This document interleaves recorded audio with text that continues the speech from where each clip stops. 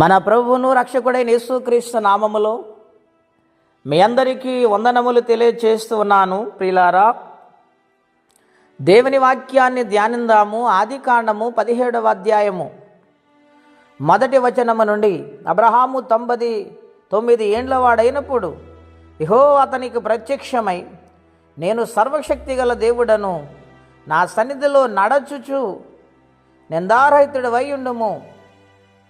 ప్రియమైన దేవుని బిడ్డలారా, పరిశుద్ధాత్మదేవుడు ఉదయకాలము మనందరితో మాట్లాడుచున్న మాటలు.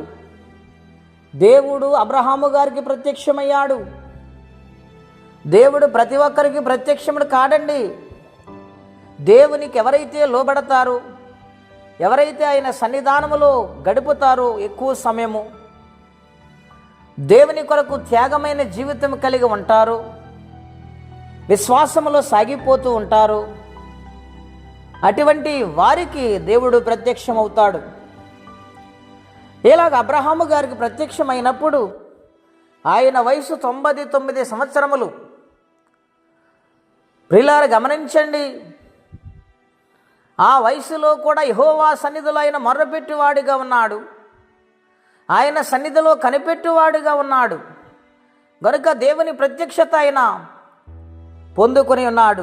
దేవుడు మాట్లాడుతుంటున్నాడు, నా సన్నిధిలో నడుచుచు నిందారహితుడవై ఉండాలి. నిందలేనివాడిగా, పాపము లేనివాడిగా, గర్వము లేనివాడిగా నీవు ఉండగలిగితే నా నిబంధన నీతో నేను స్థిరపరచబోతూ ఉన్నాను. నేను అత్యధికముగా ఆశీర్వదించి అభివృద్ధిలోని తీసుకుని వస్తానని దేవుడు మాట్లాడుచు ఉన్నారు.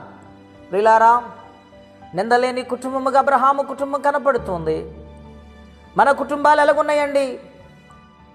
ఈ లోకముతో, ఈ లోక సహవాసముతో నిండిపోయి దేవునికి దూరమైపోయినాయేమో. ఒక్కసారి ఆలోచన చేయాలని ప్రభు పేట మీకు మనవి చేస్తున్నాను. అబ్రహాము కుటుంబాన్ని దేవుడు ఆశీర్వదించడానికి కారణము, ఆయన నిందారహితుడిగా జీవించాడు. దేవుడు చెప్పినట్లుగా ఆయన నడిచాడు. యోబు కుటుంబాన్ని మనం చూస్తే దేవుని సన్నిధి అరుణోదయం సమయములో వారి బిడ్డల గురించి, వారి కుటుంబం గురించి అర్పణ కలిగిన కుటుంబముగా దేవుడు చూపిస్తూ ఉన్నారు. యెహోషువ కుటుంబము ఇశ్రాయేలు ప్రజల్లో సాక్ష్యమై, నేను నా ఇంటి వారు యెహోవాను సేవించదమని గొప్ప వాగ్దానముతో నిండిన కుటుంబముగా మనం చూస్తున్నాం. ప్రియులారా, కొర్నేలు కుటుంబము భక్తిగల కుటుంబముగా ఉన్నట్లుగా మనం చూస్తూ ఉన్నాం. మరి మన కుటుంబం ఏ విధముగా ఉన్నది? దైవభక్తులు ఎలా ఉంది? ఆలోచన చేయాలి. ఈ లోకములో ఎలాగైనా బ్రతికి ఆయన ఇచ్చిన ఆయుష్యంత వరకు నడవగలం. తరువాత పరిస్థితి ఏంటి? గనుక దేవుని బిడ్డలమైన మనం మన కుటుంబాన్ని కట్టుకోవాలి. భక్తి జీవితంలో దేవుని యందు భయభక్తులు కలిగిన కుటుంబముగా మార్చుకోవాలి.